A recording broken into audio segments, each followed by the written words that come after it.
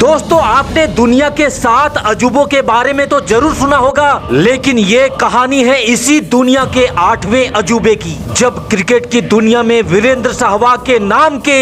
एक तूफान की शुरुआत होती है, जिसने क्रिकेट की दुनिया में कदम रखते ही क्रिकेट का सारा लेखा जोखा ही पलट करके रख दिया था। लेकिन जब सहवाग टीम इंडिया में नए नए आए थे, तब भारतीय टीम श्रीलंका के दौरे पर गई थी, जहां कोका कोला कप के नाम से एक सीरीज खेला जा रहा था, जो भारत, श्रीलंका और न्यूजीलैंड के बीच में हो रहा था। और तब तक सहवाग चीज क्या थे, ये तो ना श्रीलंका वालों को पता था और ना ही न्यूजीलैंड को। हालांकि श्रीलंका को तो टीम इंडिया ने हार के मजे चखा दिए थे, लेकिन अब बारी थी न्यूजीलैंड को धूल चटाने की। और जब न्यूजीलैंड के साथ मैच शुरू होता है, तो टीम इंडिया लगभग हार के दहलीज पर खड़ी थी, लेकिन तभी ऐन मौके पर सहवाग नाम का एक करिश्मा टीम इंडिया के लिए ढाल बनकर खड़ा हो जाता है, जिसने टीम इंडिया के हारे हुए उस मैच में ऐसा पासा पलटा कि सहवाग के करिश्मे से न्यूजीलैंड के जबड़े से जीता हुआ मैच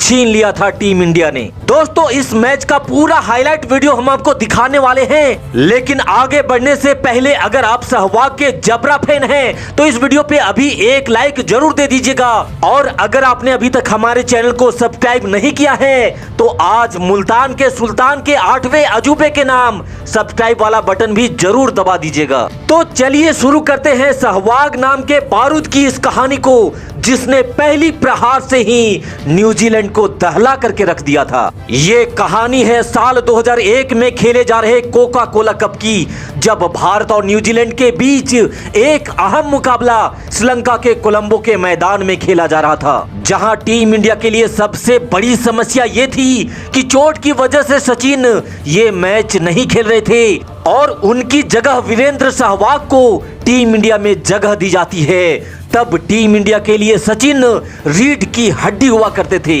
ऐसे में सचिन का टीम में ना होना टीम इंडिया के लिए चिंता की बात जरूर थी, लेकिन साथ ही आज सहवाग के युग की शुरुआत भी होने वाली थी। इस महामुकाबले के लिए टॉस का समय हो चुका था और फिर दोनों टीम के कप्तान टॉस के लिए बीच मैदान पर आते हैं, जहां टॉस के सिक्के ने टीम इंडिया का साथ नहीं दिया और टॉस हारकर अब टीम इंडिया को पहले गेंदबाजी करना था। हालांकि भारतीय टीम को पहली सफलता तो जल्द मिल जाती है, लेकिन फिर नेथन एस्टल और कप्तान स्टीफन फ्लेमिंग ने न्यूजीलैंड की पारी को संभालते हुए भारतीय गेंदबाजों पर प्रहार करना शुरू कर दिया और इन दोनों बल्लेबाजों ने 150 से भी ज्यादा रनों की पार्टनरशिप लगा डाली। एक तरफ जहां नेथन एस्टल ने 108 रनों की तूफानी पारी खेली, वहीं कप्तान स्टीफन फ्लेमिंग ने भी 66 रनों की बेहतरीन पारी खेली और फिर अंत में लॉव विंसेंट ने 65 रन बनाते हुए न्यूजीलैंड की पारी को निर्धारित 50 ओवर में 264 रनों तक पहुंचा दिया था। अब टीम इंडिया को जीत के लिए 265 रनों की जरूरत थी, जो आज सुनने में भले ही एक आसान टारगेट लगता हो, लेकिन उस दौर में ये स्कोर किसी भी टीम को मैच जिताने के लिए काफी होता था। और सचिन तो टीम में थे भी नहीं, यही कारण था कि 265 रन का टारगेट भारत के सामने रखकर न्यूजीलैंड वाले अपनी जीत को लगभग तय मान रहे थे, क्योंकि तब न्यूजीलैंड की टीम इस बात से पूरी तरह से अनजान थी कि अब मैदान पर एक ऐसा तूफान आने वाला है जो उसके जीत के सपने को चकनाचूर कर देने वाला था। फिर शुरू होता है टीम इंडिया की जवाबी कार्रवाई, जहां कप्तान सौरभ गांगुली के साथ वीरेंद्र सहवाग भारतीय पारी की शुरुआत करने मैदान पर उतरते हैं, जहां पहले ओवर की पहली गेंद पर ही सहवाग ने एक खूबसूरत चौका जड़ 4 रनों से अपना खाता खोला। पहली गेंद पर ही बाउंड्री लगाने का जिगरा रखने वाला बल्लेबाज तब लगभग ना के बराबर हुआ करते थे और फिर उसके अगले ही ओवर में सहवाग ने एक और खूबसूरत चौका जड़ ये ऐलान कर दिया कि सहवाग तो ऐसे ही खेलेगा। और फिर सहवाग ने अपना विस्फोटक अंदाज दिखाते हुए न्यूजीलैंड के गेंदबाजों पर प्रहार करना शुरू कर दिया और पारी के चौथे ओवर में भी बैक टू बैक 3 चौके लगातार जड़ डाले। दूसरी तरफ गांगुली तो अभी तक शांत थे, लेकिन 5वीं ओवर में गांगुली ने भी एक चौका जड़ अपने हाथ खोलने शुरू कर दिए थे। हालांकि गांगुली ज्यादा से ज्यादा स्ट्राइक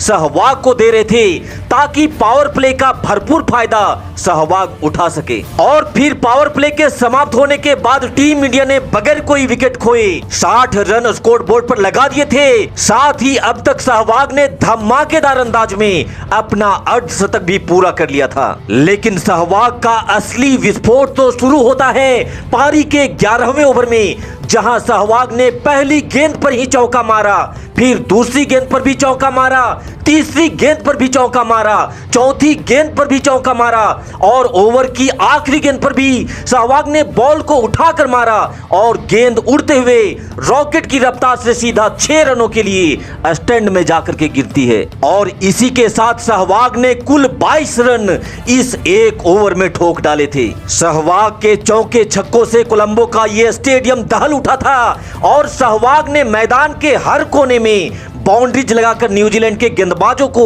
रुलाना भी शुरू कर दिया था। जब पारी के 13वें ओवर में भी सहवाग ने 2 लगातार चौके मारे तो दूसरी छोर पर खड़े गांगुली सहवाग को समझाने आए कि बीरू 100 रन स्कोर बोर्ड पर लग गए हैं, अब थोड़ा शांत होकर और संभल कर खेल। सहवाग ने कहा ठीक है दादा, लेकिन सहवाग ने उसके अगले ही गेंद को हवा में उठाकर इतने जोर से मारा कि गेंद रॉकेट की तरह उड़ते हुए सीधा दर्शक दीर्घा में जा गिर पड़ी थी। और अब तक न्यूजीलैंड के गेंदबाजों को भी ये पता चल चुका था कि ये कोई साधारण खिलाड़ी नहीं है। इसके सामने 265 तो क्या 365 रन भी रख दो तो इसके लिए ये कम ही पड़ेगा। उस दिन दुनिया को सहवाग के रूप में एक ऐसा विस्फोटक बल्लेबाज मिल चुका था जिसने बेजान क्रिकेट में एक नया रंग भर दिया था। सहवाग न्यूजीलैंड की गेंदबाजी की धज्जियां उड़ाते हुए 99 रनों तक आ पहुंचे थे और तब गांगुली ने सहवाग को एक बार फिर से ये समझाया कि बस 1 रन की और जरूरत है वीरू,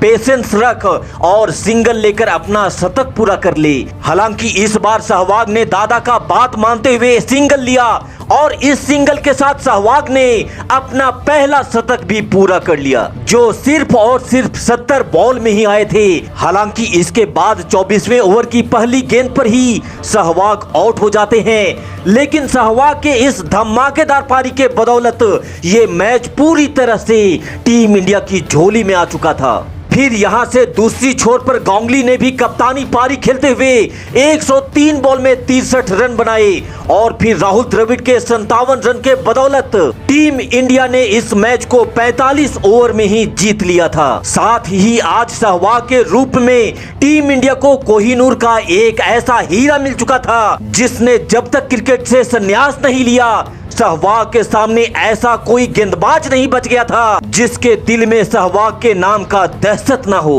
तो मुल्तान के सुल्तान वीरेंद्र सहवाग के इस पहले शतक के नाम इस वीडियो पे एक लाइक जरूर दीजिएगा और क्रिकेट की ऐसी ही धमाकेदार कहानियों को देखने के लिए हमारे चैनल को भी जरूर सब्सक्राइब करिएगा। आपके प्यार और आपके सपोर्ट के लिए आप सभी दोस्तों को बहुत बहुत धन्यवाद। जय हिंद, वंदे मातरम।